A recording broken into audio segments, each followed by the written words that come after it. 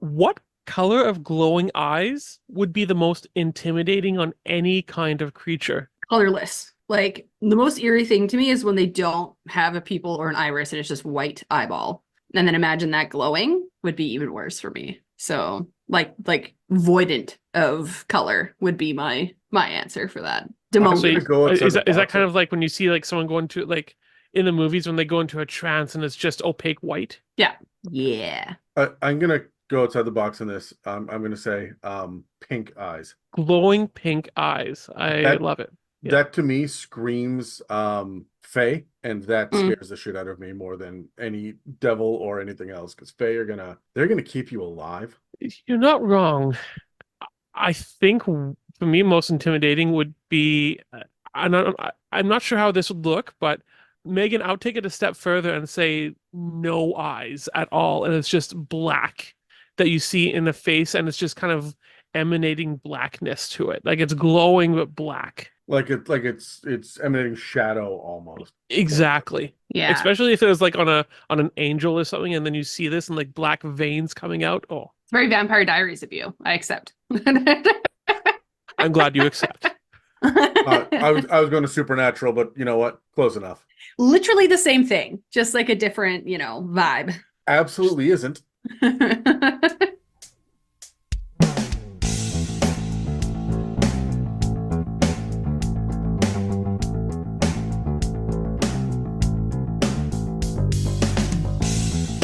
Welcome to the It's a Mimic podcast, where you never know what you're going to get.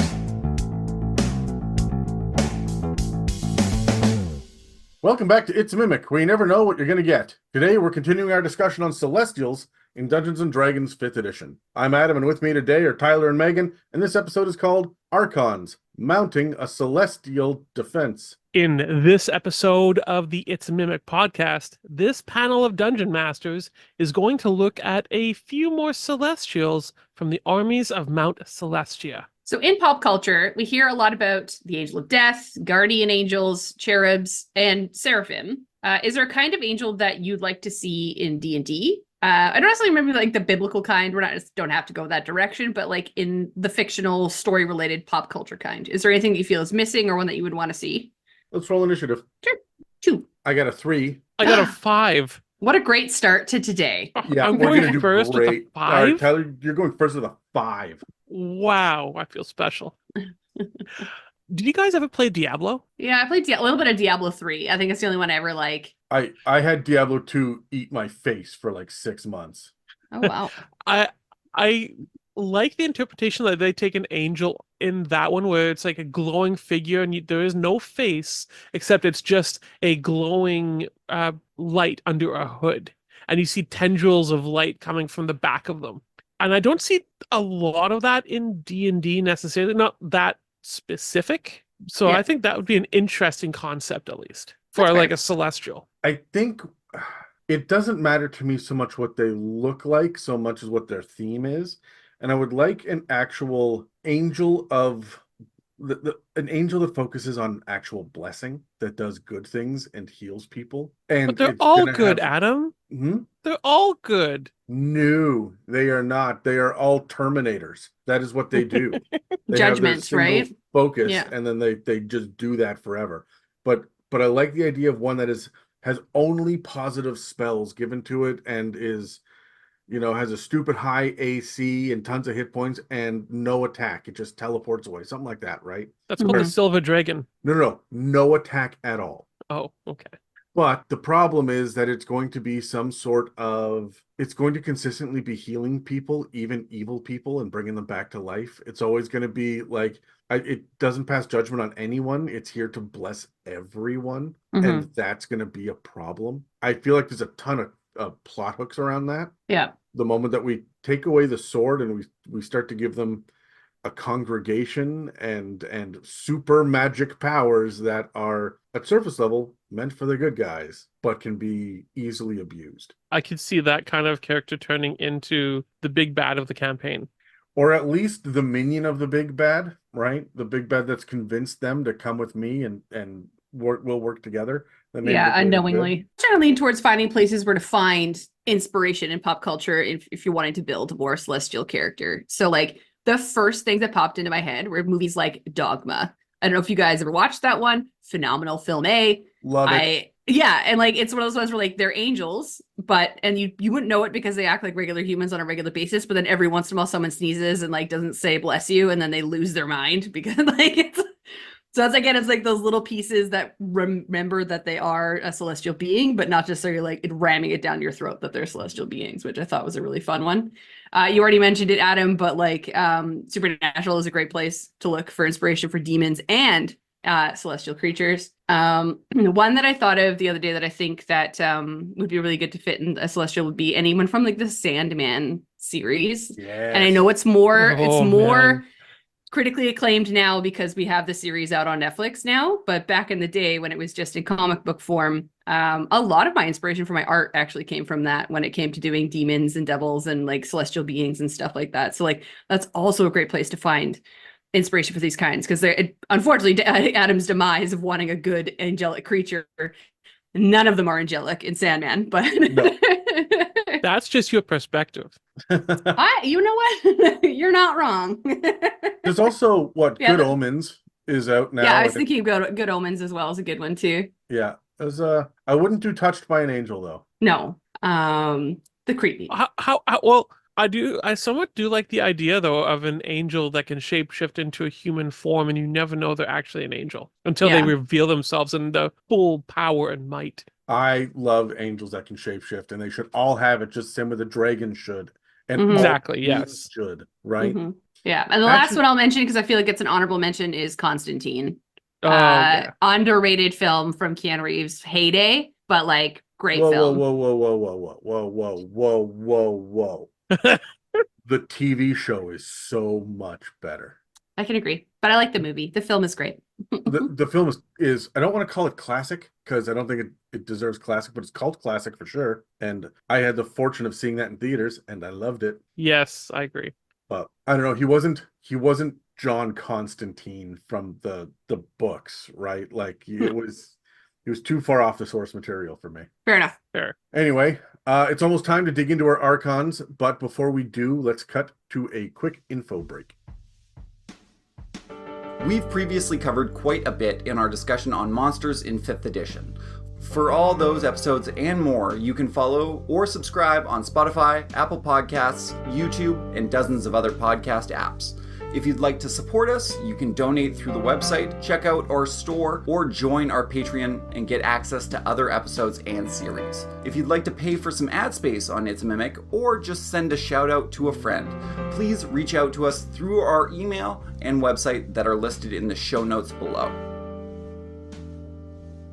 So I don't know if any of the rest of you have been keeping track at all, but today marks the 5-year anniversary of the very first episode that It's a Mimic ever launched. So I just want to say thank you to all the cast and the crew here, to everyone who's donated in the past, left a comment or review, upvoted an episode, shared a link, bothered their friends, or liked one of our posts across all the social media accounts. I'd like to thank the patrons for supporting us. I'd like to thank the family and friends that have shown their support by allowing me and all of the others to gather around a microphone, to take time out of our lives, to cancel plans with other people, to be unavailable at least one night out of the week, to record episodes for this podcast.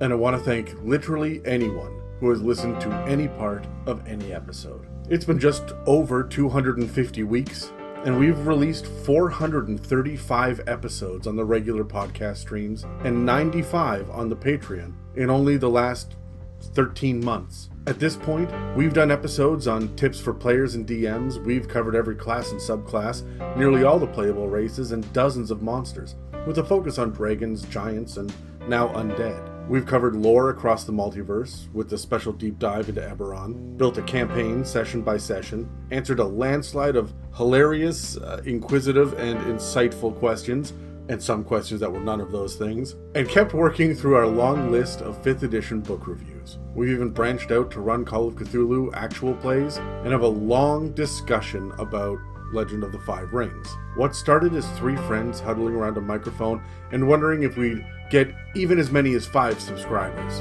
has turned into a team of over 15 people from across North America, working together toward making people laugh, and inspiring people to create. We've changed our mission statement, we've changed our format, we've changed the voices, and there have been ups and downs, drinks and jokes, arguments and sleepless nights. But things have grown and matured, such as they ever will on this show, but that's all because of you, the listener. So thank you again. Sincerely and from the bottom of my heart, thank you. Because we wouldn't be doing this if it wasn't for you. But before I get all misty-eyed, let me tell you about what else is going on the channels this week. For those of you that have been paying attention, there was another episode that was dropped this morning.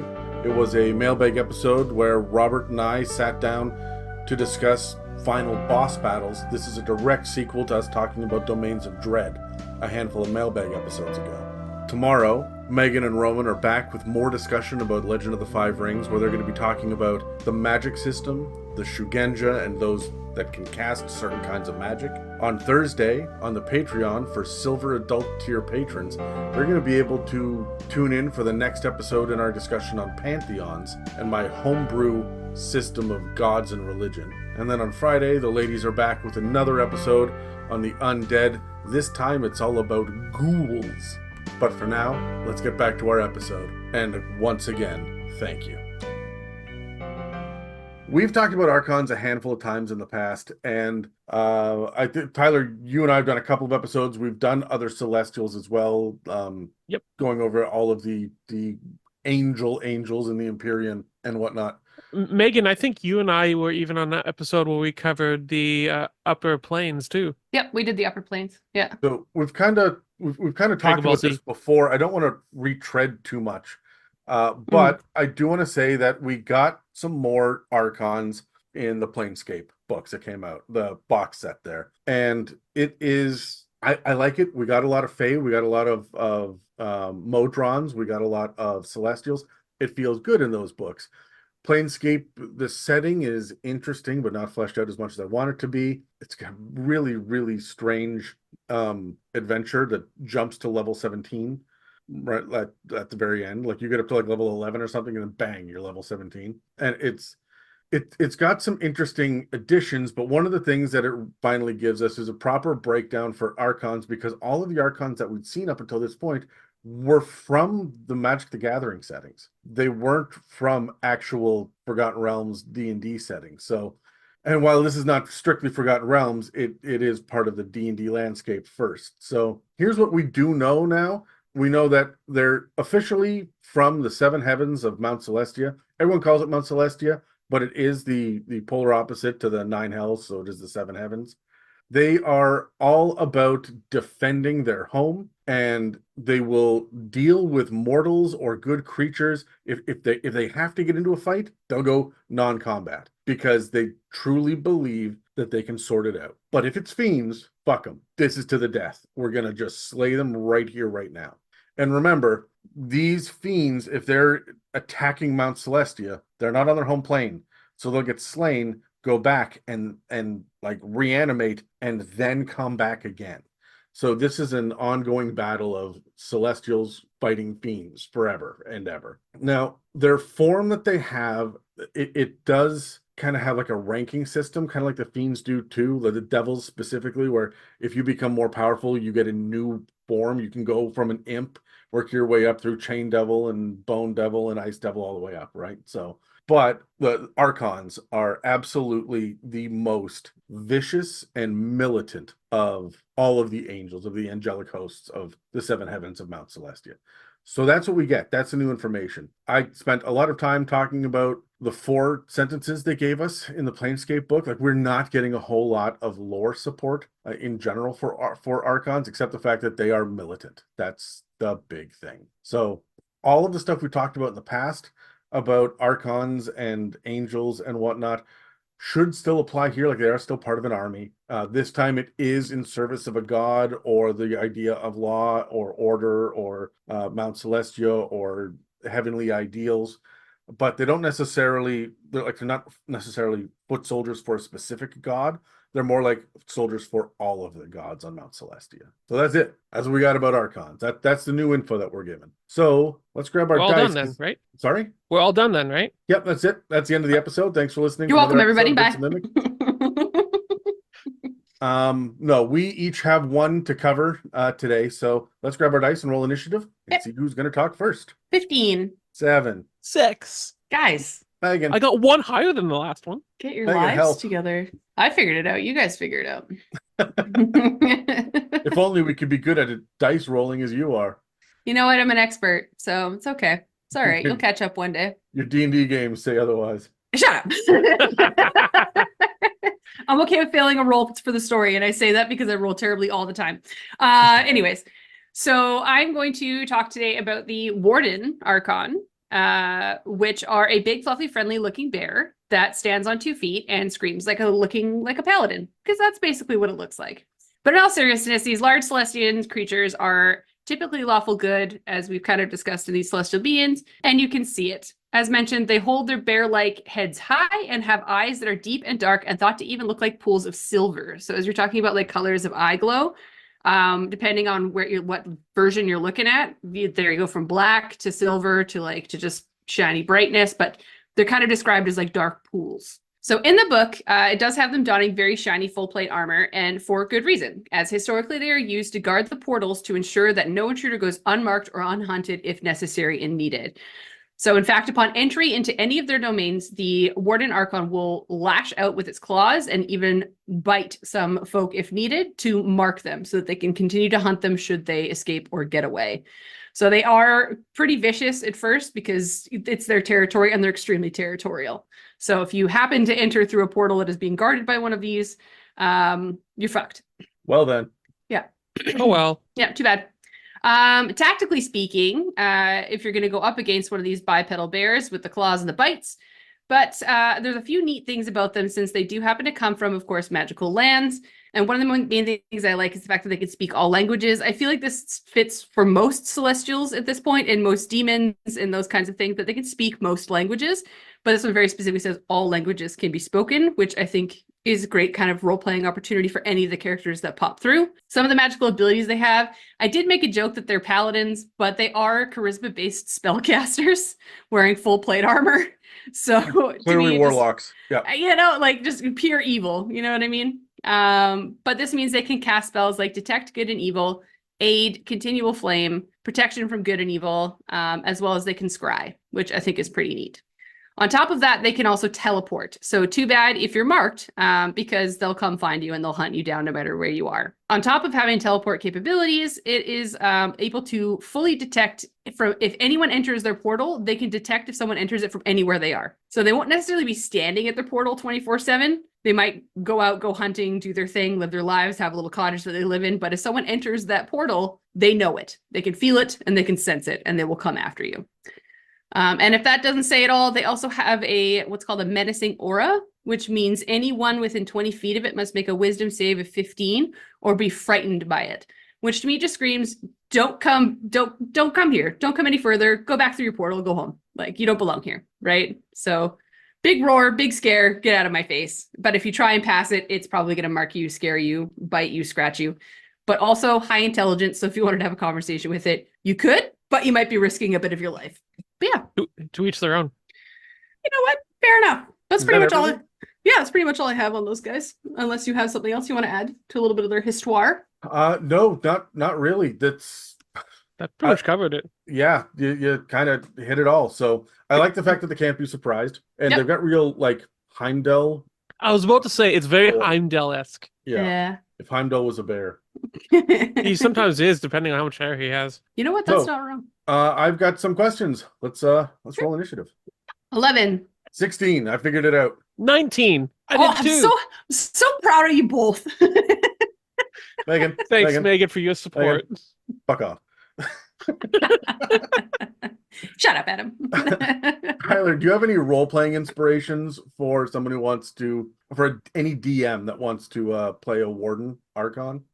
I think one thing that comes to mind when I think of these particular kinds of Archons is more so they are very much a guardian. I totally envision them as a gate guardian, and I could see a party if they were to come through a gate. It's, you can't come here unless you do this, and they're going to give them some sort of quest that they have to do in order to get by. They have to do this. Like a trial of some sort. Exactly. And I would treat it like that too. I wouldn't treat it as like, oh, this is a simple thing. No, this is a trial.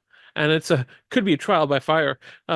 But I would definitely do that. And once they come back, and if it's good enough, they might get in. Or some of them might get in, depending on how each one acted. Yeah, we just like I'm not joking, less than 48 hours ago, we just went through a trial in our D&D campaign, but it was a vampire giving the trial, and it was a trial by combat. The players did not do as well as you would think they would have. Megan, how did they do? I did just fine. You did Well, of just course fine. you did.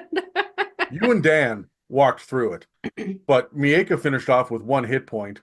Dave was literally on death saves and Yeah. needed to be rescued by Casey. I It was think- it was not good. I think like the winning point for me in that campaign was when I realized that there were some tropes for my character that do stand strong, and that was when everybody was handing out healing and I wasn't saying anything, and Casey like looked at me directly. He was like, "What about you, Kaya? Because Kaya lies." And I'm like, "Kaya's fine. She doesn't need any healing. She's okay." It was funny too because you like tried to lean over your character sheet so no one could see it. No, I like the idea of trials. It's always fun when you get to do a test or trial or whatnot. Although one of the things that I would do would be there's a kind of skeleton. This is just a terrible fucking pun that exists out there, but there's a type of skeleton in 5th edition. It's called a skeleton key, and the top of its head is in the shape of like a bone key that comes on top of it. And it's got spider climb and it's fast and all that kind of shit. I love the idea of making it a construct with the same kind of idea. Like if you want to come through the portal, you've got to get the key. And then he like points to the ceiling 120 feet up in the air. And there's like 3 or 4 constructs, like Modrons up there. And one of them has a key sticking out top of its head. You got to go get it. Like that's fun. That seems like a Warden Archon kind of trial. Although now that I say that out loud, it's giving Harry Potter vibes. It's giving. We're not Harry there Potter. yet. We're not there yet. Just wait. No. Just wait for it. Oh, good. Strangely enough, I've got a Harry Potter thing much later in the episode too. So like, we're gonna, yeah. Oh dear. I What went are we nowhere doing? with Harry Potter with this one, so. Yeah, right. So I'm gonna say honestly, my role playing tip for a Warden Archon is I don't think he blinks. No. No. I think that he tells the truth. He plants his feet. He says exactly what he means, and his gaze is completely unerring. He is going to look you in the soul. And I hate the fact that his insight is not through the roof. He doesn't have a big boost to it. He has it for Arcana and athletics and perception. And perception makes sense. That's great. Athletics, sure, he's a big bear. I'd give him insight, like +10. Yeah. Right? Because he should be able to tell if you are lying. Mm-hmm. If anything, he could also intimidate you. Yeah. I mean, I feel like he doesn't need intimidation because of the aura of menace, but it feels weird that it's not, mentioned, right? Yeah. Especially being a celestial being, you would think that they would have the ability to tell if a mortal being is being a twat, Yeah, I mean, So- we gave I him think that's just a given. we gave him true sight. I mean, it's only 30 feet, but he can't Yeah. be surprised. He knows when you're using the portal. He's got true sight. Give him insight. He should be able to just be like, why are you here? No, really, why are you here? You get one more lie. Why are you here? Yeah. And that was going to be my role playing option for this one, is around the lines of, if you decide to have a conversation with one as a group or as a DM, allow your group to have a conversation chatting with it. You only have a certain amount of chances of either lying, being an asshole, or attempting to be a murder hobo, where it's going to then attack back. Like, I feel like it would allow you to get 1 or 2 hits in before it attacks you back. It almost wants to sense how strong you actually are before it engages back at you, and like give you the weird perception that you might be able to beat this thing. And then it's just like, well, no, you're in my domain. So, but I just wanted you to I wanted to give you the opportunity to show me that you are good and you are not, right? So it checks your murder hobo party right quick, right? And then if you're a DM role playing one of these, it's going to be a holier than thou lawful stupid. And it's going to come across as lawful stupid, but it's just because I don't owe you information. So I'm just going to give you the base knowledge that is required for this like interaction to move forward, but I don't owe you anything. Like, even if you impress me with your strength, even if you impress me with this, I answer to my God. I don't answer to you. So sorry, friendo. I get vibes on this when I think of sure, it still gets a +2. It's not like it's bad at all. But selling it the way that we are, that it doesn't have like the greatest when it comes to intuition and all that, and just being able to tell if someone is lying or not. I almost think of it just the pop culture idea of a bear as like a bipedal bear not being the smartest bear. It's Winnie the Pooh. Yeah, it is. I was just about to say it's Winnie the Pooh in armor. Lawful stupid. It's Winnie the Pooh. Yeah. And if you look at the picture, I don't think it's wearing pants. No, it is not. No, it's wearing pants. Oh, it's got pants. oh, It's got greaves. Yeah, it's got little greaves and yeah, okay, booties. Yeah. Well, I would make it have no pants.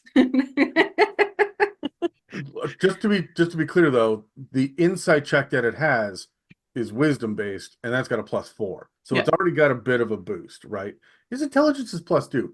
The average person is at a 10. Like it's a +0. Yeah, I said they're not bad at all. No. Don't get me wrong, it's not bad. They still pretty good. But it's I just just the way that wanted- you guys are selling it. Just like, I just don't want the bard or rogue to just like waltz past this guy and just win, right? Then again, we're talking CR8, so I don't exactly. think that they've got necessarily the automatic win. Not yet. Yeah. I also like the idea that at one of these portals, like not all of them are going to be the best Warden Archons. You know what I mean? You might roll the dice, you get one that's just super gullible. And Well, it's interesting, yeah, that there's nothing about it being, I mean, it's immune to being charmed or frightened, right? But there's nothing saying that it can't be lied to, I Yeah. guess. and like, just characteristically lied to. Like Just hate that. If I put a gatekeeper in the way, then that gatekeeper has to be keeping the gate. It can't just Yeah. be, oh yeah, all right, head on through. It's all good. Yeah. You cannot pass without my permission. Well, can we have your permission? Okay. Sure. I just won't look. Who was the have you guys seen The Good Place? I've seen a little bit of it. I haven't seen it all though. Tyler, you're missing out. It's pretty good. Yeah. So, but there's I forget who it is. There's a guard there in one of the later seasons who they have to keep bribing with little frog tokens and shit, and he just lets them on through. Maybe that would be a good Warden Archon as well. Yeah. That you just find out that he just likes it's a bear. If you give it a He likes fish. fish. Yeah. Yeah. I mean, or if it's Winnie the Pooh, it likes a little Give pot him of a pot of honey. honey. Yeah. Stop it, Megan. I'm sorry. Get out of my head, Charles. All right. So, do you have any exploration inspirations? Tyler, I think you were first. I think one thing that comes to mind with these guys is when you go through the gate, it's gonna be, I would say it's like they've decorated it. Now, I'm not gonna say the absolute best decorators, but I'm gonna say that whatever they're dressed in, they're gonna fit into wherever this is. It's whatever armor, the color of armor that they are wearing, it's the same color that's all around you as well, wherever this gate is.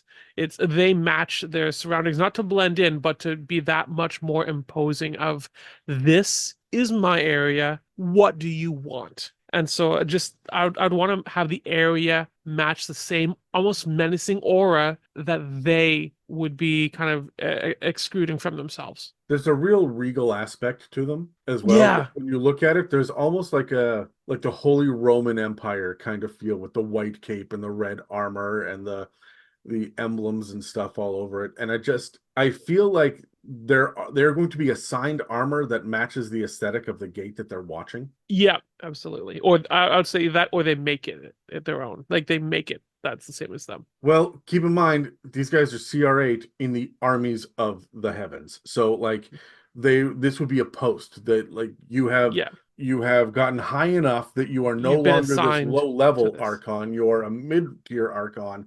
You've now changed your aesthetic, and here you go.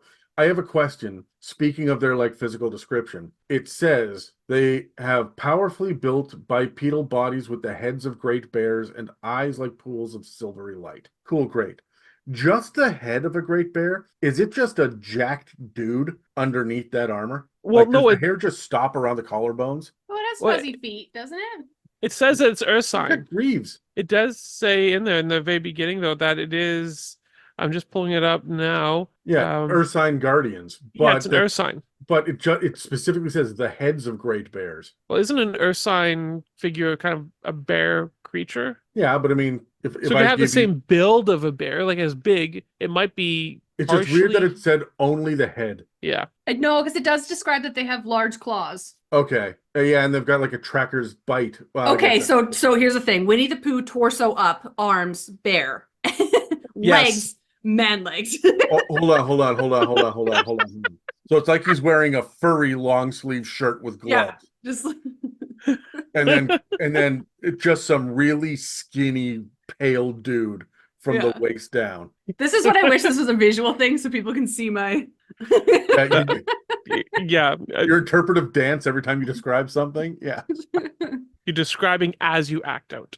No, one of the, okay, if I can be honest, I love the idea that when they speak, there's this glimmering radiance that shines from within their mouths. That is cool. Yeah, that's Megan. Do you remember that light creature that you guys fought in it was the Cold Light Walker that you guys fought in the Yeah. snow?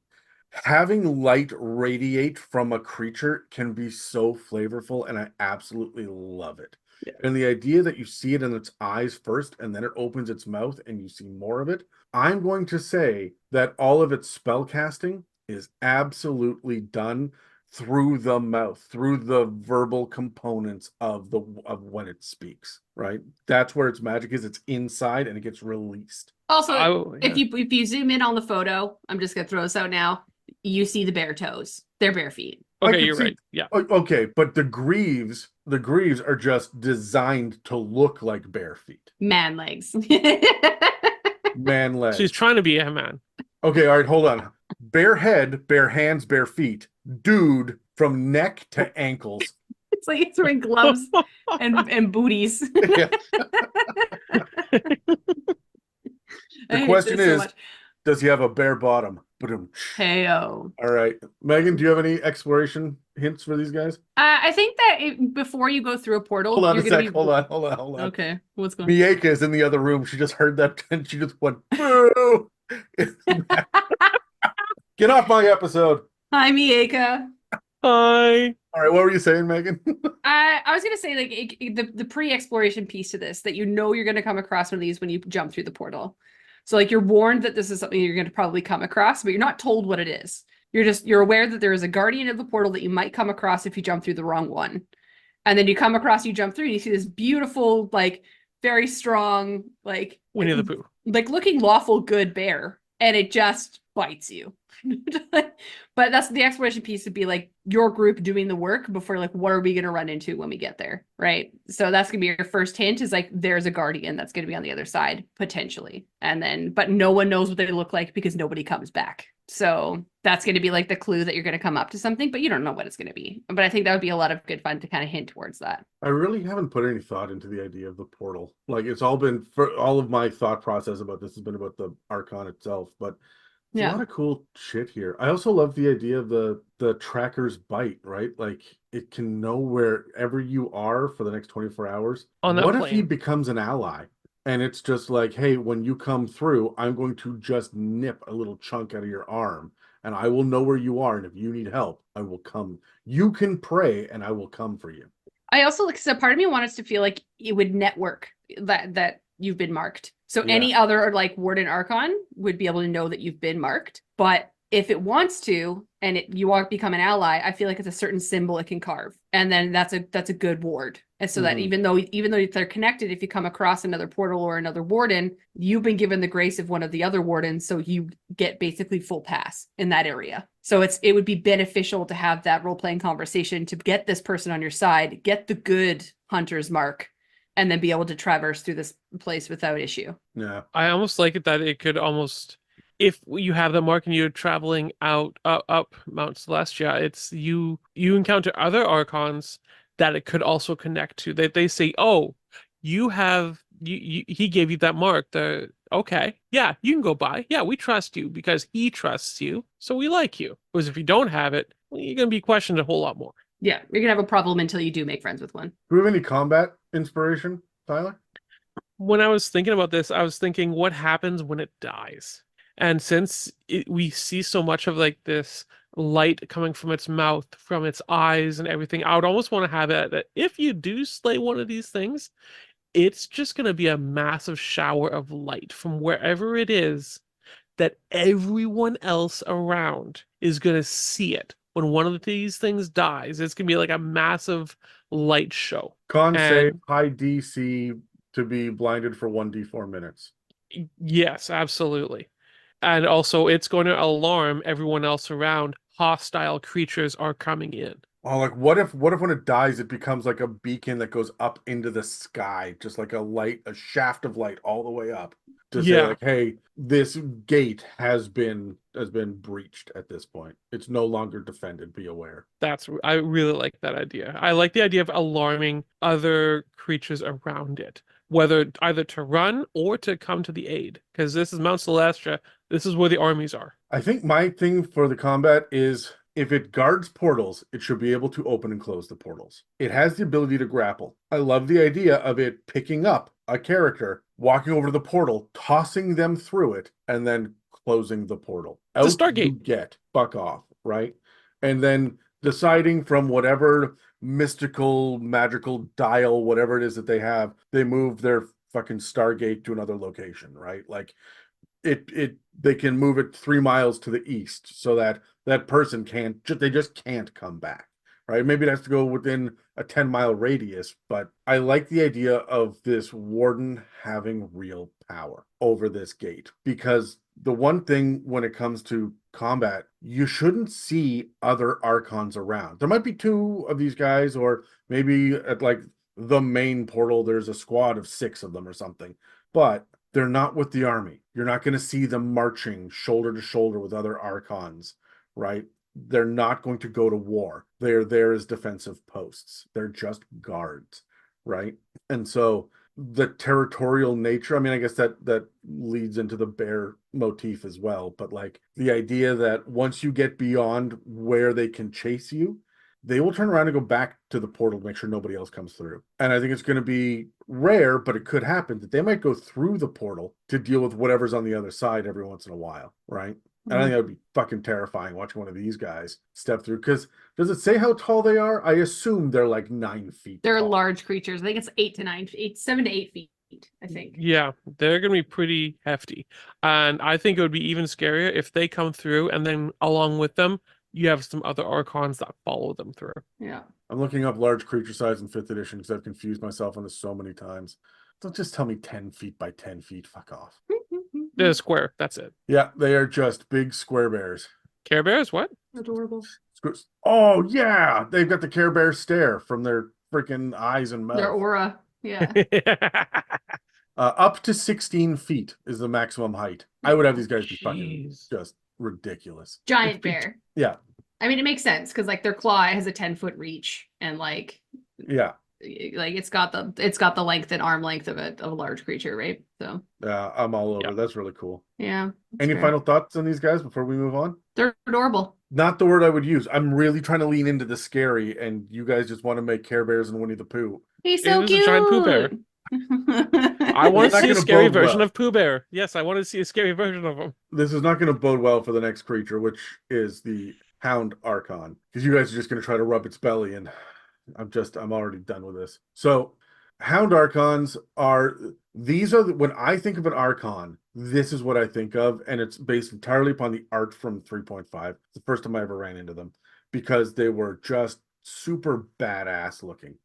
This one is scary looking, but not badass. His eyes glow in the artwork, but there's no mention of that anywhere in the lore or the stat block.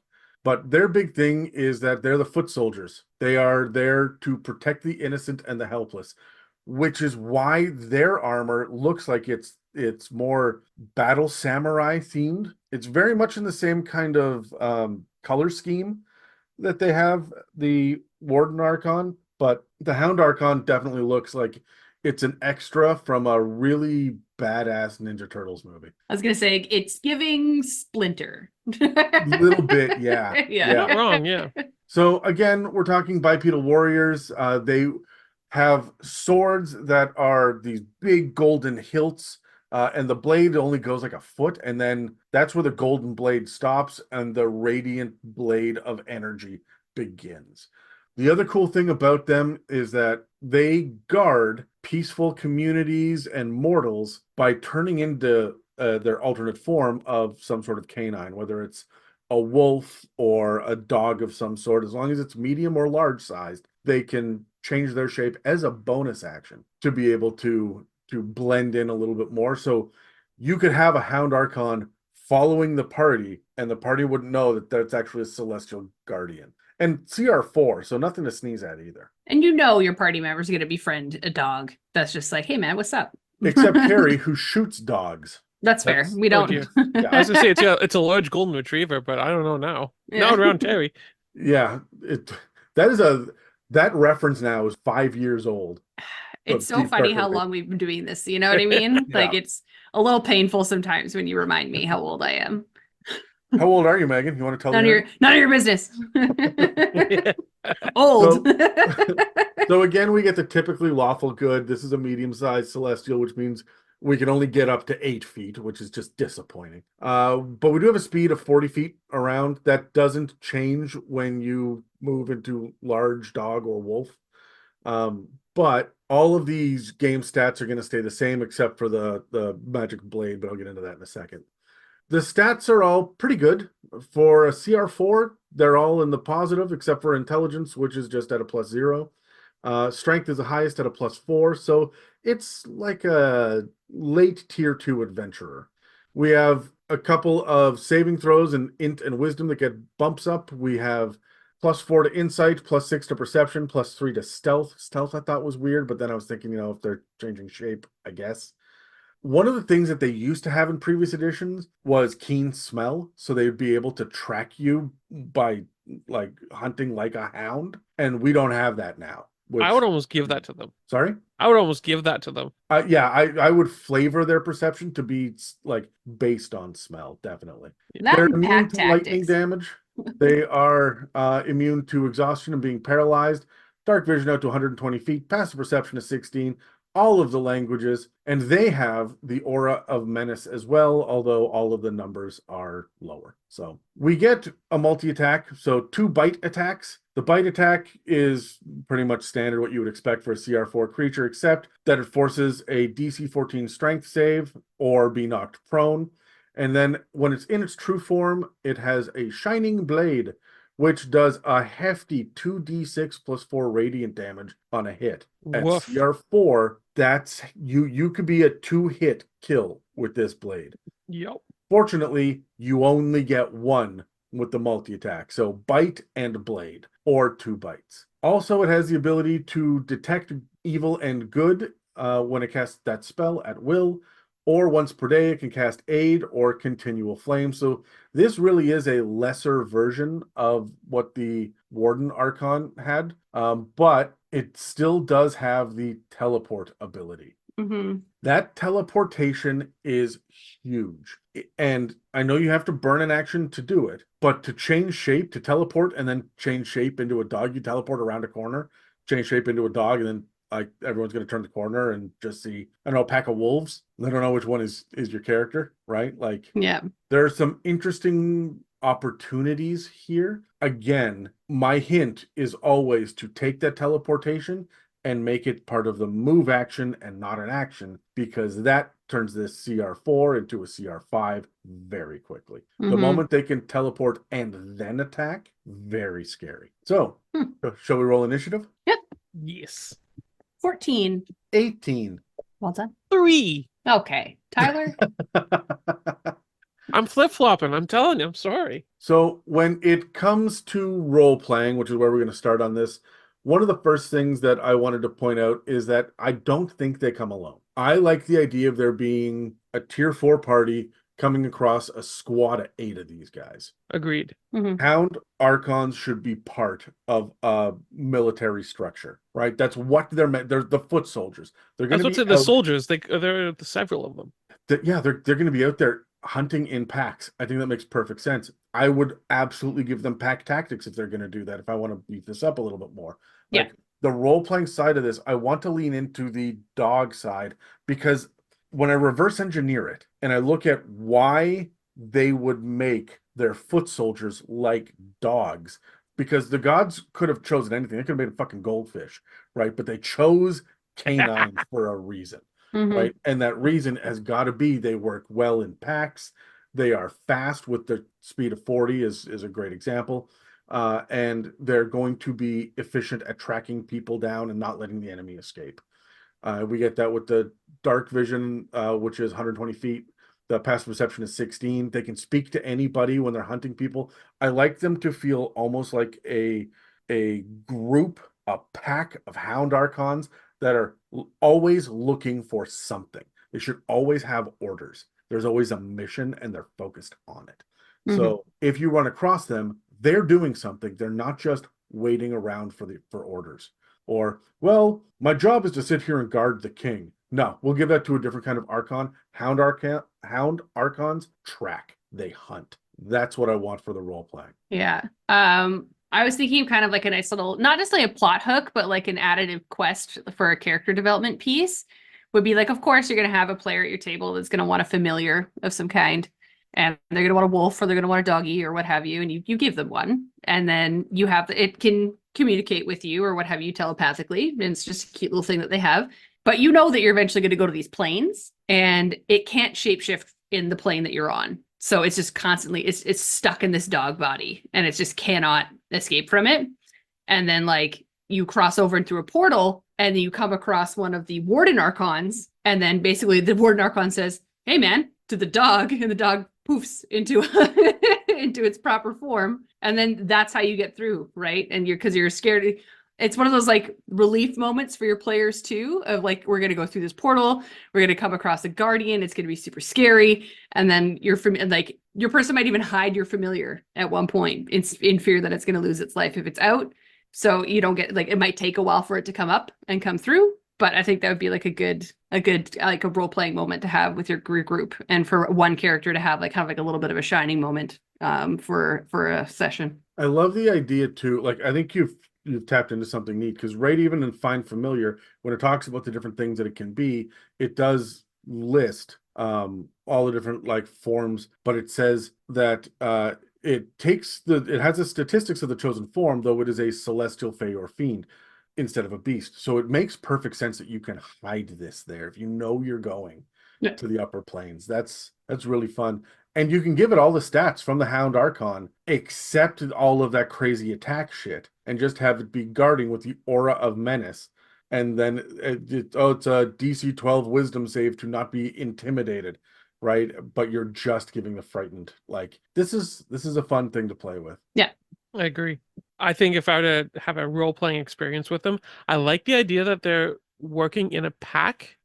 And I also like the idea if you had to join them for just for a quest, you had to join their pack, or you had to become their pack. They're your leader, like just for a really quick, I don't want to say a one shot, but it's more so you've been tasked to prove your allegiance and you're now part of their pack, and you kind of are winning their role here. You are just this idea of prove your worthiness to be, if you are able to convince these soldiers that you're good enough to be here, then you have earned our respect. I would even go a step further than that, and I would say that if they serve the same god as the cleric, right? Yeah. And then that's a blessing or a holy talisman or something. Like there should be a come with us, and you don't tell them ahead of time that there's a reward. Just we are also, messengers of whatever the god is. Come with us and help us on this quest. The cleric's gonna say, "Yep, absolutely." The rest of the party is gonna go, "Oh fuck, okay, fine, God shit, here we go," right? And then they're gonna go along with it, and then at the end, there's gonna be this big boon that they weren't expecting, the blessing from the Celestials, right? Yeah. In the name of the god. I think that's really cool. We did a whole episode on boons and blessings and stuff. You can go back and check that out. But there's some good options in there, which would be really cool to hand out from warriors. This is a great like opportunity this. for that. Also, I want to mention really quickly here. I just get the pop culture reference of All Dogs Go to Heaven in my mind right now when I think of this. such a sad movie. Megan is crying on mute. Oh God. That's immediately broke my heart. That You might as well just bring up Homeward Bound, my guy. Like, come on. it was that. Hey, I did say Golden Retriever. Look, All Dogs Go to Heaven and Secret of the Nim and An American Tale and The Last Unicorn. These were the things that traumatized me as a child. They're the ones that brought me joy as a child because it's such a good story. This is why I can't cry as an adult. Land Before Time, even. Like, I don't want to talk about it. I don't want to talk about I don't want to talk about it. Brave Little Toaster? Oh my God, Brave Little Toaster. To this day, Didn't we talk about this last time? the furnace has like haunted me to this day. I'm pretty sure we talked about this on one of the podcast episodes previously. When I was like a young child and I saw it, I thought that it was, for some reason in my head, it was the same furnace monster that was in Home Alone. Because when Kevin goes down to the basement and he gets scared of the furnace, for some reason it was the same thing. I was terrified of furnaces. It really I didn't is. have a furnace like that in my house. Scared the shit out of me anyway. So as far as exploration goes, I like the idea of tracking these guys and watching their footprints change as they change shape. I think that that's always cute and neat and fun. How anamorphs of you. I don't want it to be werewolf though, right? Yeah. Like it's not going to be painful for them. It should feel good every time that they end up landing whatever their new form is. So you Right, hear them in so- pleasure? What? No, but it should not feel painful to change shape. And Okay. we get a lot of that in pop culture where if someone changes from one thing to another, it hurts, right? And I don't think that's the case with these guys. It's just part of their everyday life. Yeah. I also like the idea of them having a specific, and this is the Harry Potter of it, them having a specific dog that they change into. Like it can't just become a wolf today, a husky tomorrow, a chihuahua the day after that. Yeah, They're- it's its own personality dog. Yeah. Yeah.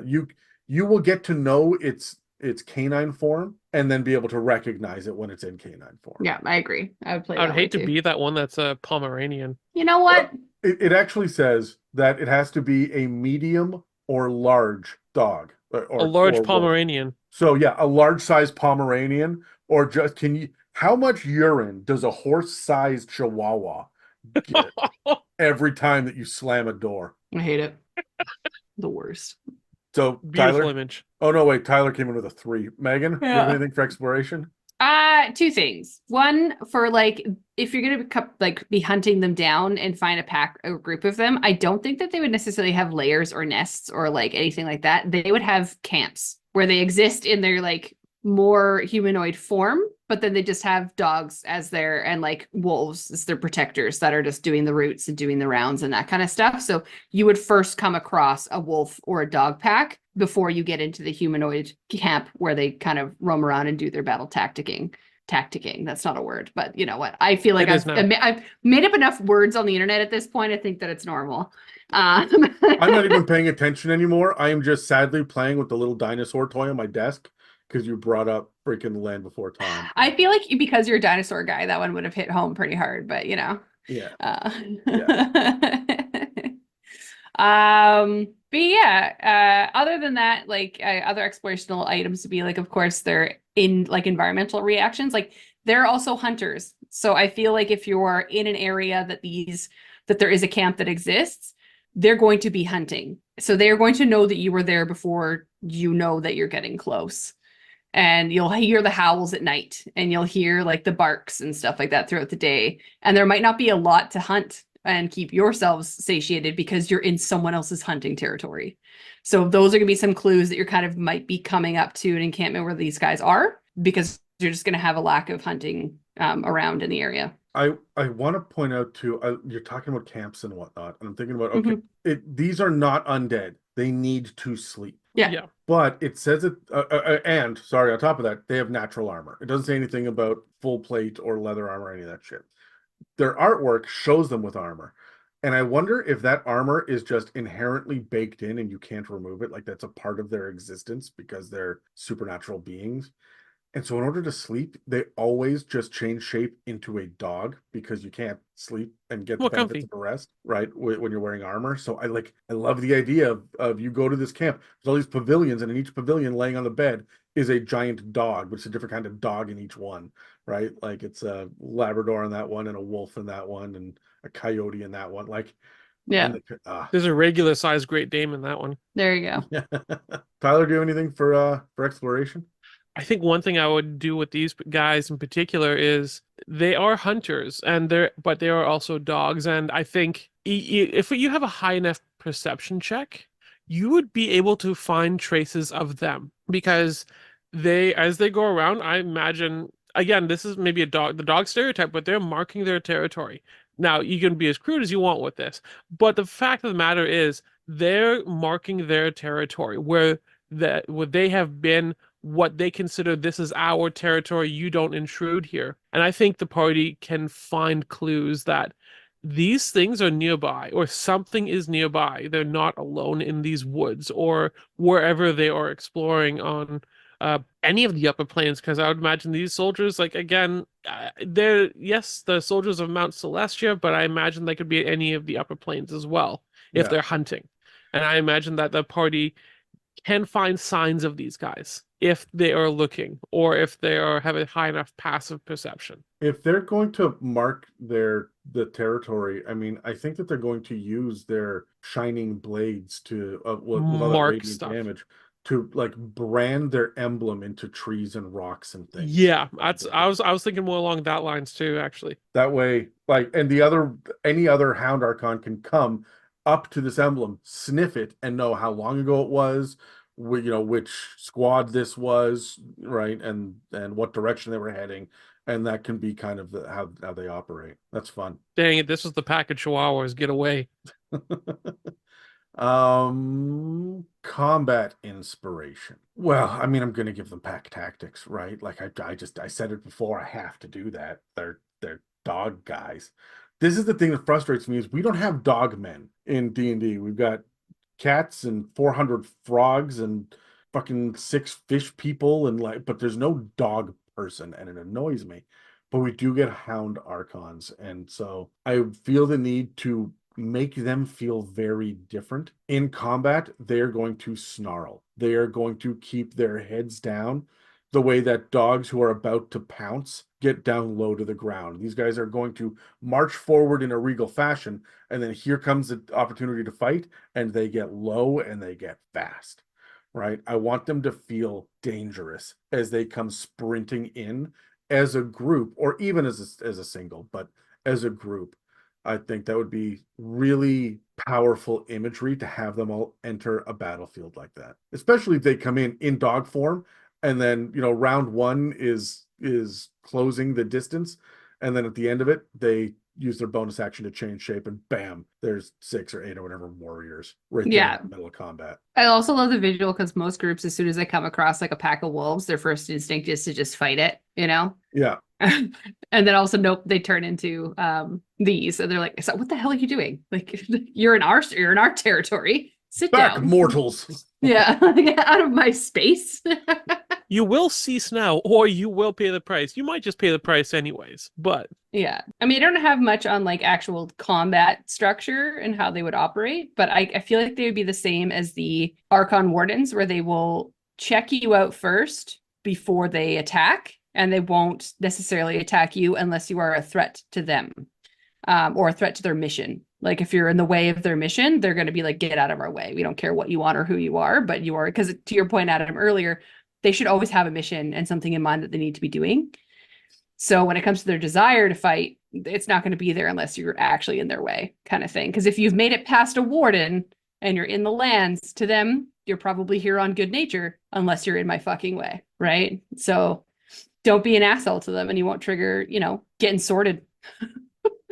Yeah, it's fair. Tyler, do you have anything? I'm just looking at their blade specifically that you just mentioned that, and I'm like, what if you could, like, if you kill one of these things, what if you could use their blade? What if it became a sword that you could wield? Now, I would make a rule that you would have to be a celestial to actually wield it. Yeah, no, that's what I was kind of battling with too.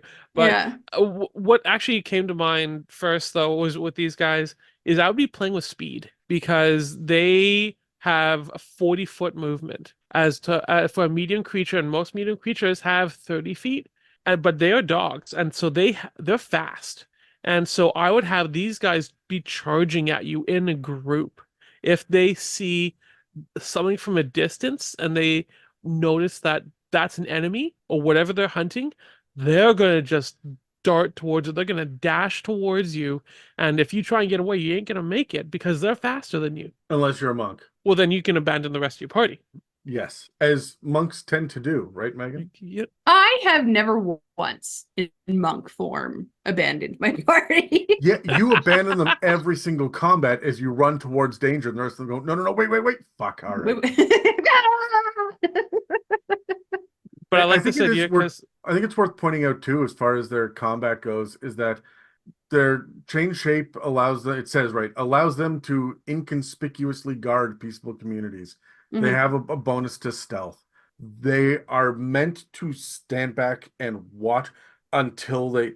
What if they were like Batman level of we take out our enemies, but outside the eyes, like away from the eyes of regular people. We want to maintain the myth, right? Or have just it was good karma that those bad people just disappeared one day, and they'll never know we were here. that's true. Do we have any final thoughts about Hound Archons? Adorable. Stop it. Stop it. Now we know where all dogs go when they die. Oh. So let's move on to our last Archon. Tyler, I believe this is all you. Yes, it is. So the Archon that I have here is what's called the Lantern Archon. And we've just kind of gone gradually down because we've gone from this gatekeeper, this big bear, and now we've gone just from like this canine Archon that are like soldiers. And now we're on to this little itty bitty Archon, and they are the Archons that kind of greet you as you come in. And they're the ones that kind of travel with the souls going around Mount Celestia.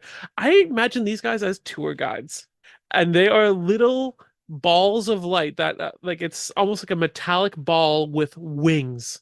This absolutely gives me vibes of Harry Potter, of the snitch. Yeah, The golden snitch bowls. Yeah, I hear that's absolutely what my first thought when I saw these things. I'm like, hey, that's a golden snitch. Except these things are kind of incorporeal, so it looks like they're metal in the center, but you actually you can't even touch them necessarily. Yeah, It just goes right through them. They have majority no of their- physical substance. the majority of their form is just like light, right? It's Like- just yeah. But I want to point out too, they're small size. So like we're thinking the golden snitch, but now Much make bigger. the size of a halfling, right? Yeah, exactly. They're still like decent size. In comparison to your guys's though, they're small.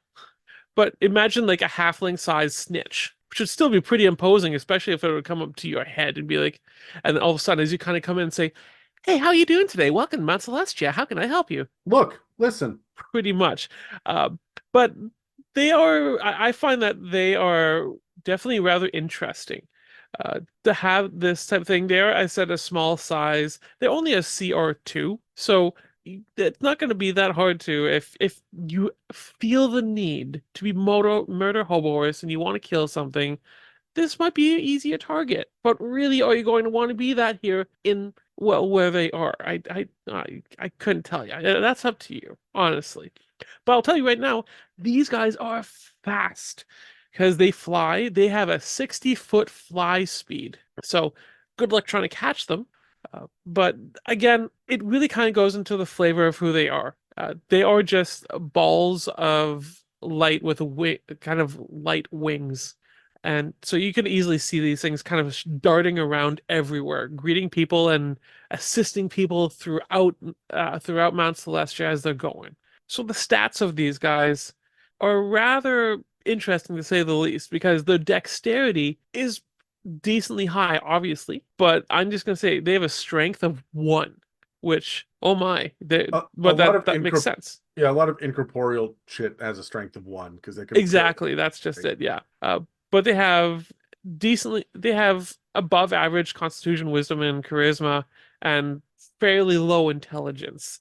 I think these guys are almost like pre-programmed almost. Like they have certain things that they're saying as people come in, let me show you around, but not the ability to think too much on their own, other than this is what I've been told. This is what I need to tell you. They have pretty much what everyone else has had when it comes to resistances, against bludgeoning, piercing, and all that. Immune to lightning and radiant.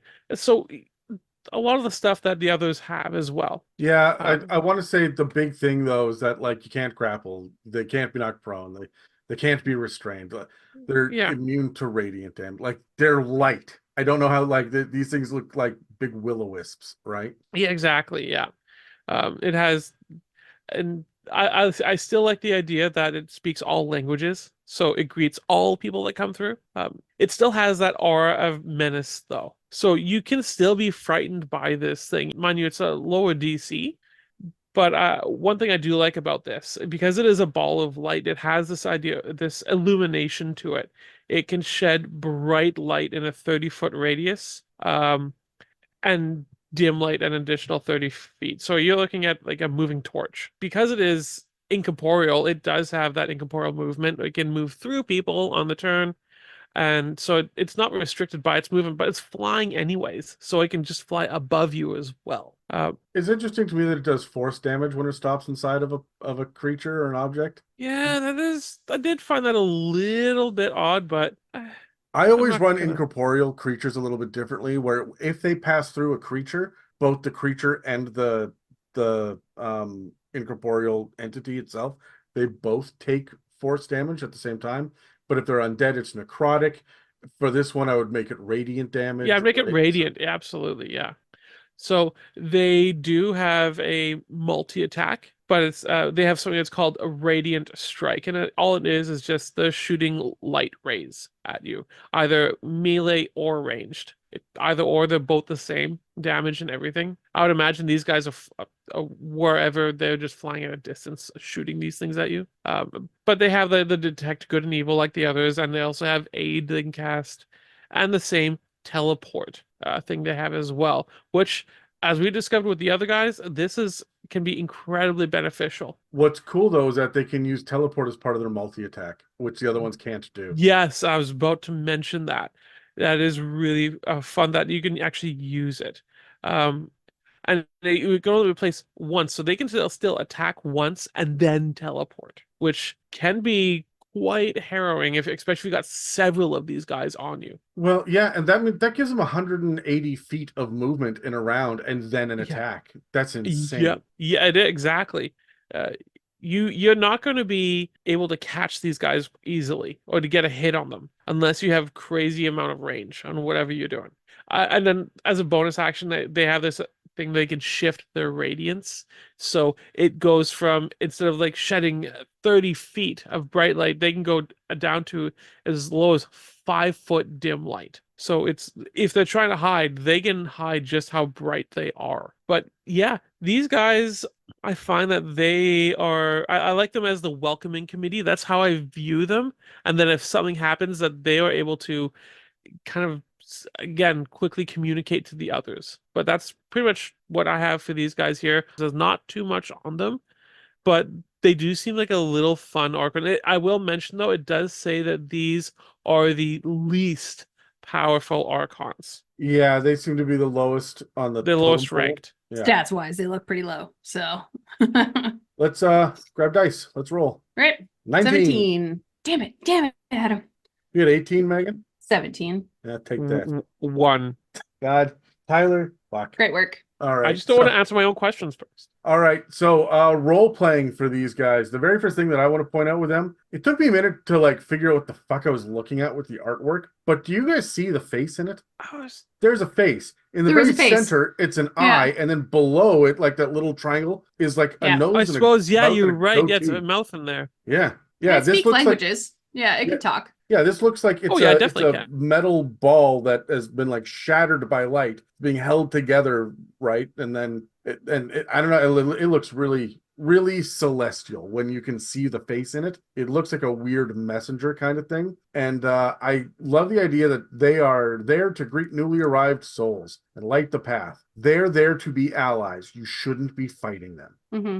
right? They should be able to Agreed. hold their own a little bit in a fight and certainly to get away. But I think that their big thing is going to be, if they're going to be a celestial messenger that guides the players forward, then I would have them be very neutral, like what's his fuck was at the in the Avengers movies where they go to have to get the soul stone for the final sacrifice, the thing that you love. And there's the Red Skull showed up and you just Yeah. not good, not evil, just neutral. I am the guide. I am here. These are the rules. Come on, let's go. Right. Mhm. And I like these guys. They're typically lawful good, but I'm going to lean into the law more than the good. Right. Yeah.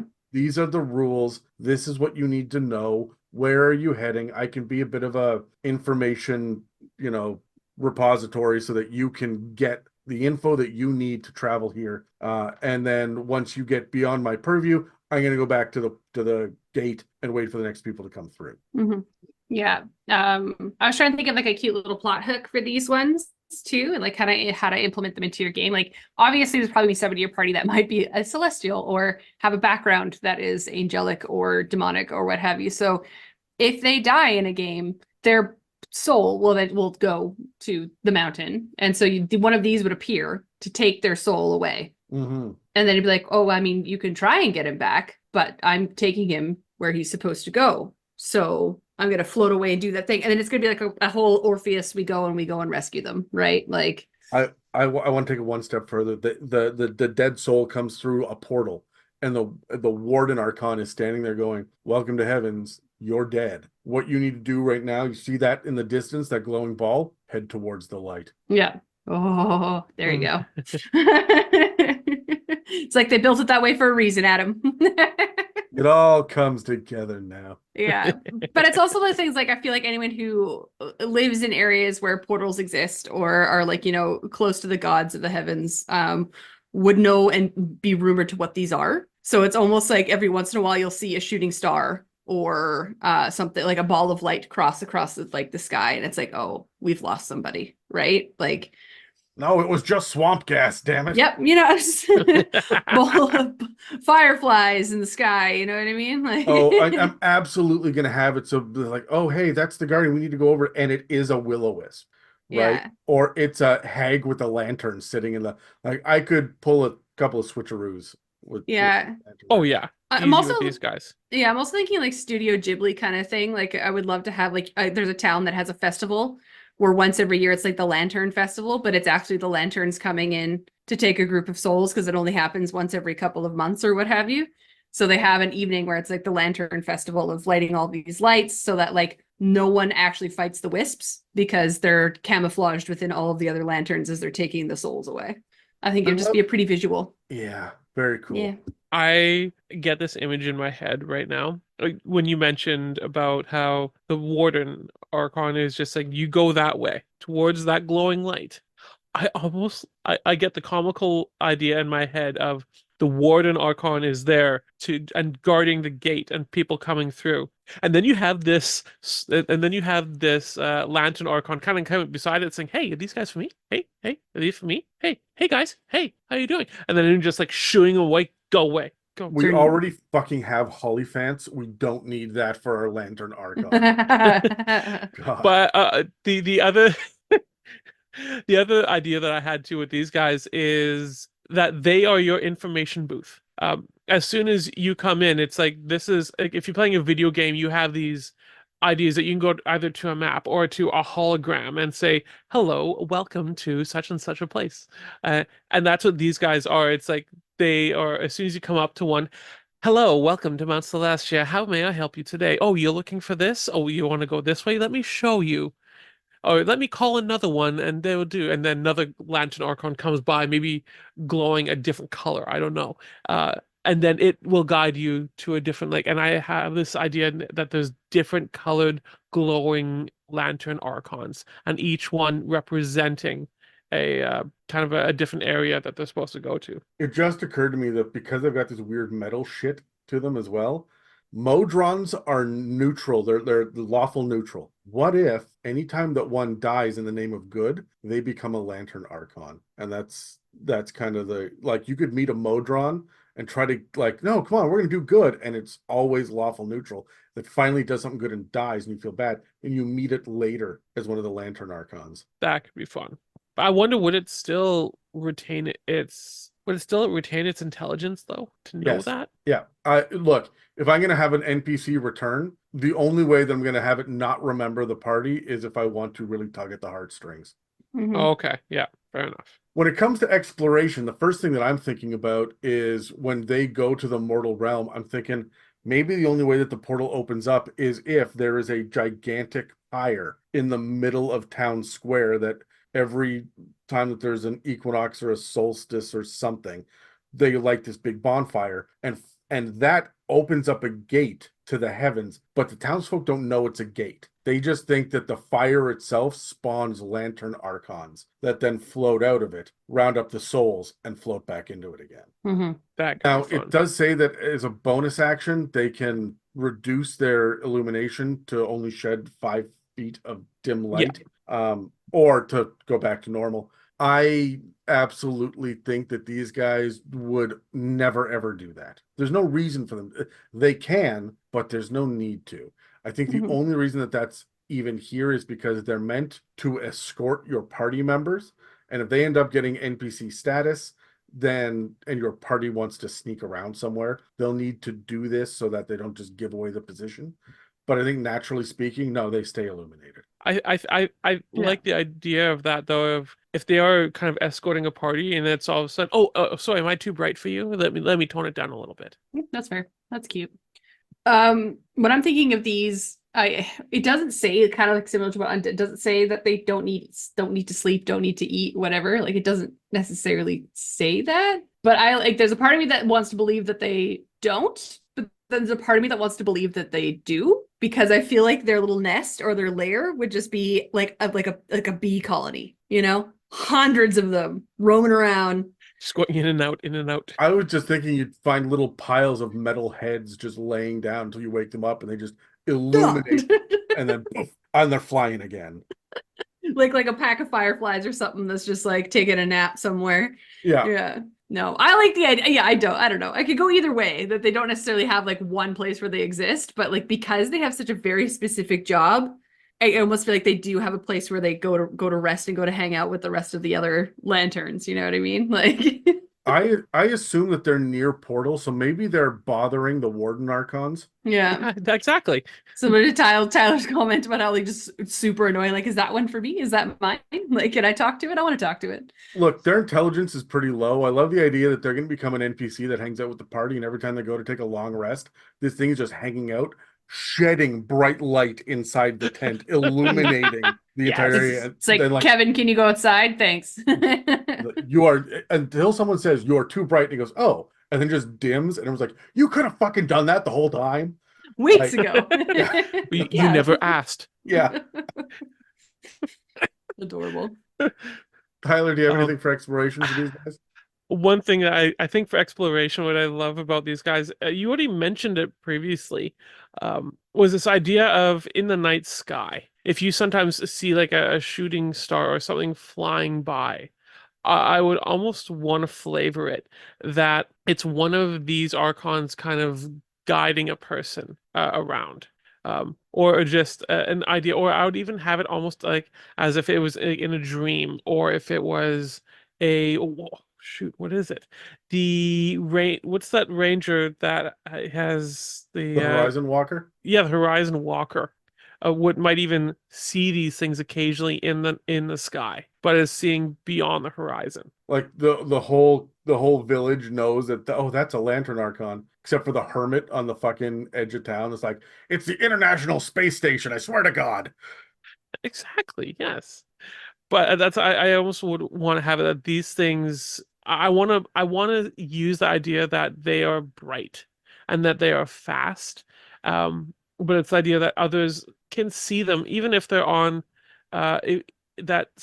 those that have the ability to see kind of into different planes can get hints of these guys, or that have connections to interplanar activity. Yeah, what do they look like when you're in the ethereal plane? Yeah. Like, maybe they just look like a floating metal head. Like, maybe you don't see the light at all. Or maybe they're nothing but just like bright white light, just an orb, right? Well, Like, I would almost play that's almost like smoke. yeah, it could be. It's like no light whatsoever. It's just you see like just a pile of smoke, and the darker smoke is kind of incorporating what the metal is, but they're completely incorporeal. When I look at these guys for combat, I think that they don't. No, absolutely not. I No. feel like everything that they have, the ability to teleport, like they'll hit, but instead of it like teleporting it, like moving 120 feet in and then hitting you, they're low level. They have an AC of 13 and 22 hit points on average, right? Like Yeah. they're going to hit you, teleport away, and then fly away. Like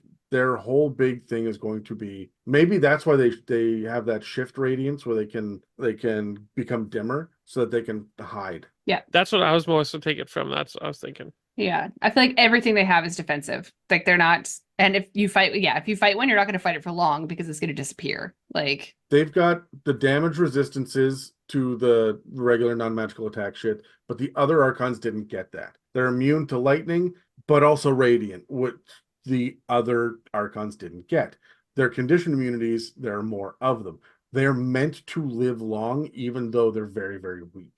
So I would have them run. That's their number one thing.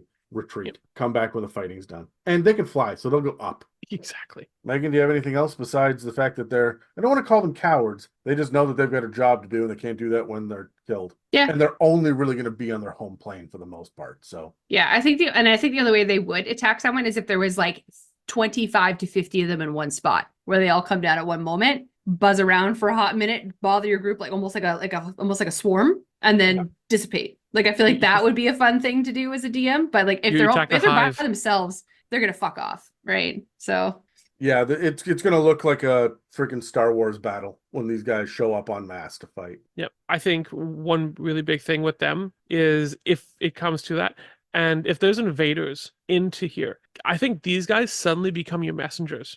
That they're the ones that are going around telling messages to those who need. They're the ones that are going to the Hound Archons to say, "Go here. This is what we know. Follow me." mm-hmm. And it's just ingrained into them. There are people here that are not supposed to be here. Come follow me. It's not that they don't need to have high intelligence to know that. They know that this is not good. I need to get help. Yeah. And they can't do it on their own.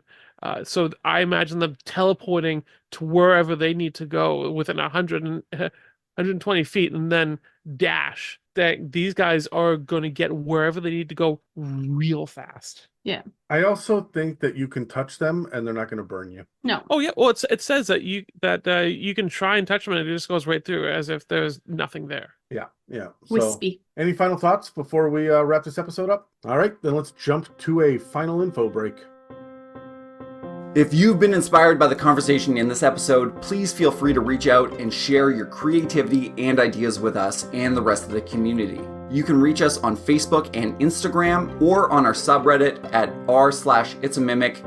Also, if you're feeling particularly generous, please follow and subscribe and leave us positive reviews, likes, and comments. Engagement like that helps us pop up on search engines and keep this show running. So in the initial Celestials episode, Adam, you complained, as you do, that there aren't enough Celestials. There aren't enough Celestials in 5th edition, which is a nice thing to complain about.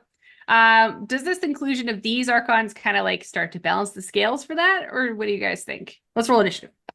16. 3. I got this. 11. You're Megan, second. you shamed my dice at the beginning of the episode, and they've been just on fire since. So. Well, I'll note not to do that when we play D&D. Phenomenal. Yeah. All right. What do you think, Adam? It was your complaint to begin with, so what do you think? I've never complained about Dungeons and Dragons once in my life. Never have I heard it. Not once. Only just commented. This is so late in 5th edition, and there's 3 of them for a regular D&D setting, right? Like, it does feel too little too late. I'm glad we have them. I miss the books from earlier editions where you would just have, here's a book on everything celestial, right? Here's a book on everything demon, right? Here's a book on everything fae. We just don't get that. We have, here's a handful of a smattering here and a couple there, and it's all spread out all over hell. I love every one of these Archons. I think they're flavorful. I think they're unique. I think they're incredibly interesting. And I would love to be able to use them in my games. But at this point, this late in 5th edition, for the price tag that's sitting on the Planescape box set, I'm not buying it for this. I'm just not. right? Like these Yeah. Archons are cool. I'm glad that I have access to this myself. But if I wasn't running a D&D podcast where I had to buy all of the books, by the way, thank you patrons, you paid for this box set. And Yay. so made Yay. this episode possible. So I love these, but they're so niche, they're so little, they're so out of the way, and I want as many Celestials as we have devils and demons. hmm The problem Agreed. is we don't focus on the good guys because we are the good guys. We focus on the bad guys. And I think this is the first time we've gotten to an angel episode where we weren't talking about fighting them as players. Yep. That's true, actually. Yeah. I think every single one we said you wouldn't necessarily fight, or they would not necessarily fight you. Yeah. So And if you did fight it, you're fighting it by mistake, not because you know what it is. Once you know what it is, you're probably not going to fight it anymore, which is a breath of fresh air, right? yep. So I got to say, does this redeem them? Yeah. Yeah. Like this redeems it. It's just not enough, but it's Mhm. definitely a step in the right direction. And I love the fact that we accidentally stumbled onto the angels or the archons or the celestials that you're not going to get into combat with. Very true. I like these. I think it is a great inclusion. As you said, Adam, it's a little late, but I do have hopes that as we go into whatever next edition of D&D it is, that they just keep building on it.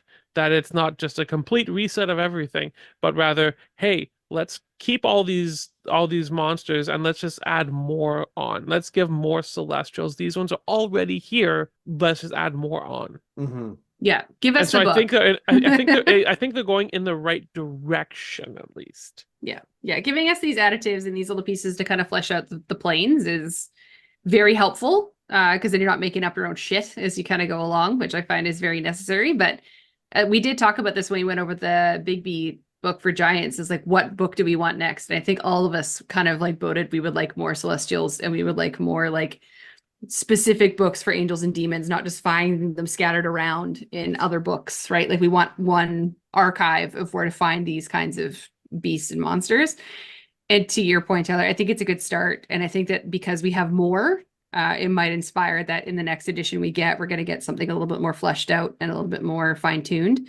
Because I think that's the one area where they just have not navigated, to your point, Adam, because we don't fight them, and D&D is built to fight. Yeah.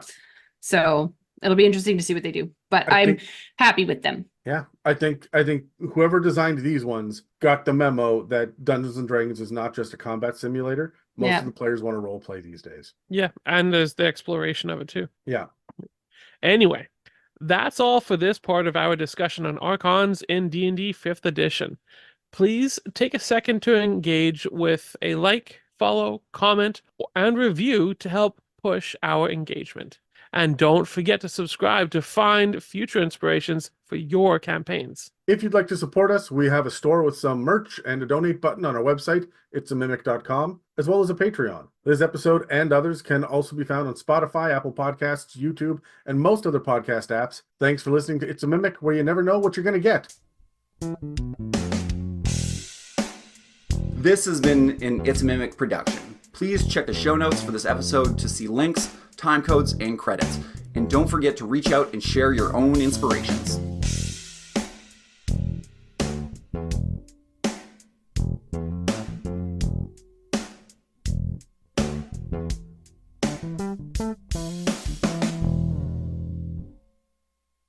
But wait, there's more. Oh my! For the low price of, I think it was $6, there is another monstrous compendium on D&D Beyond. I actually talked about this in one of the Legend Lore Online episodes for 2023. So it's about the creatures of Eldraine. And Eldraine is a place that I'm sure you guys have never heard of before, because it's a Magic the Gathering setting that we didn't get a book for. This is just, we got a monstrous, like a small little monster manual with like 22 creatures in it. And it's neat. We talked, Megan, about the Ogre Chitterlord on one of the giant episodes. We talked about trolls, and then I brought up, that was the rat one. It was everything rats. That's also Rats. from this. We also talked about, I don't know if that episode's come out yet, but we talked about the Witch Kite, which is a dragon with warlock levels. So there's some neat stuff that's going on in this. And one of the things that we get is the Archon of Boundaries.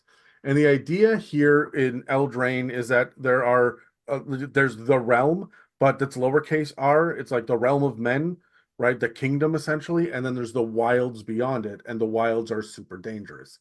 These Archons are translucent, like they look like a translucent glowing, it's like a fucking Patronus. Here we are again with Harry Potter. They look like a elk with wings, but it's absolutely massive, like this big stag, and there's a rider on the back with this massive, like 10-foot long lance.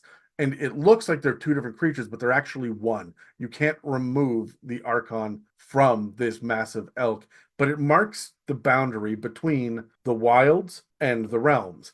And some people say that it's paladins that have died, and this is their job now, is to just mark the area they've returned from the celestial realms, to watch over the boundaries. Some people try to drive off these Archons deeper into the wilds, thinking that that will shift the boundaries, but they don't create the boundaries, they just mark where they are, so they will just eventually come back. The cool thing about it is they're CR 15, they're huge size, and they understand common and celestial, but they can't speak. It's got immunity to exhaustion, it's resistant to radiant, it's got all of the stats that you would expect from a CR 15 creature. Speed is 60 feet if it runs, 90 feet if it flies, and it's got legendary resistances 3 times a day, which means it can just choose to succeed on a saving throw that it's failed. It's also got advantage on saving throws against spells and other magical effects. Other than that, we have this long spear, this pike that it has, which is actually called the Radiant Lance. This, when it hits, does a fuck ton of radiant damage, a little bit of piercing damage, but then also marks a creature so that that creature has disadvantage on attack rolls against other creatures other than the Archon. It has the ability to cast Daylight and Lesser Restoration. It's got a nasty hooves attack, but it's got some really cool reactions. One of them is the fact that if it's marked a creature, if it ends its turn within 120 feet of the Archon, that marked creature is known to the Archon where they are, and that Archon can teleport to an unoccupied space that it can see within 5 feet of the creature as a reaction. So you can disengage and run, you can dash away, you can do anything that you want, but there's so few player characters that can move more than 120 feet, or so, and no one, I don't think, that can do 210, which is the fly speed plus this teleport, right? Yep. So it's coming for you. Also, it's got a haunting radiance, which means if you're within 120 feet, you have to succeed on a con save or be blinded until the end of your next turn. And then finally, it has the ability to parry, and this just adds +5 to its AC as a reaction. So that's assuming it can see the attacker. There's a lot going on with this Archon. It's really flavorful, and it's buried in one of the PDFs. So I just wanted to bring up, I like it. I think it's cool, but it doesn't feel heavenly. It feels guardian-y. Yeah. That's the word. Do you guys have any thoughts about this before we wrap up? The way I would put this into the campaign, if I wanted to make it make more sense as to why it's more aggressive, is it will not attack you unless you have a hunter's mark from one of the guards from the portals. The warden. Yeah. So if it's like, I don't want to leave the portal, but I'm going to mark this and he'll take care of it. You know what I mean? That's the only way I would ever enter it in, which means if you have a good mark, you will never come across this. Or if you're on good terms with the wardens or the wards, then you're good, right? Because to your point, Adam, it doesn't really fit into this episode the way we've played it, because we voted towards the everything's positive, like we're not actually going to fight these things. This is when you're probably going to end up fighting, because it's not going to let you go. Yeah. I would almost treat these guys though as they're in between each of the levels of the heavens there, because the 7 levels, and I would almost treat these guys as in between each one of them. That's really cool. Yeah. They are the boundary, and that if you want to go, you're gonna have to get through one of these guys. Or you know the portal. I mean, so you have a portal to the 7 heavens. On the Mount Celestia side of it, you have a Warden Archon. Beyond him is a Lantern Archon. But on our mortal side, there is the Archon of Boundaries, and you've got to pass by them. They're guarding this side of it as well. Oh, right? yeah, that's cool. So That's a good exploration piece, knowing that you're gonna have to come across that to get through, right? Yeah, and I like. So it's no secret on the campaign builder that we're going to go plane hopping, and we're heading up to the upper planes for a lot of tier 4. These guys are CR 15. these guys feel great as you see it in a distance and you know there's a portal over there, right? Or you know you're heading on to the next stage. Look for the next Archon of boundaries. And because they're huge and they fly, you should be able to see them from a distance. I must take note. Any final thoughts? I like the No. Archons better than the Angels, if I can be honest. Oh, yeah, I would agree. They've all just got a gimmick to them. The Angels are just generic. I stand for good, except I'm also kind of a dick. I like these ones are written to have a specific like role and goal within like the order, right? Because like they have an ordning like the giants do, right? And they just do whatever they need to do. And I like that kind of rule and order to like their processes. So I just like the flavor, and I like creatures that have a lot of flavor to them that are not just cut and paste, but there's actually more to them. And I like the Archons because of that. There's more that if you want a homebrew that you can play with there.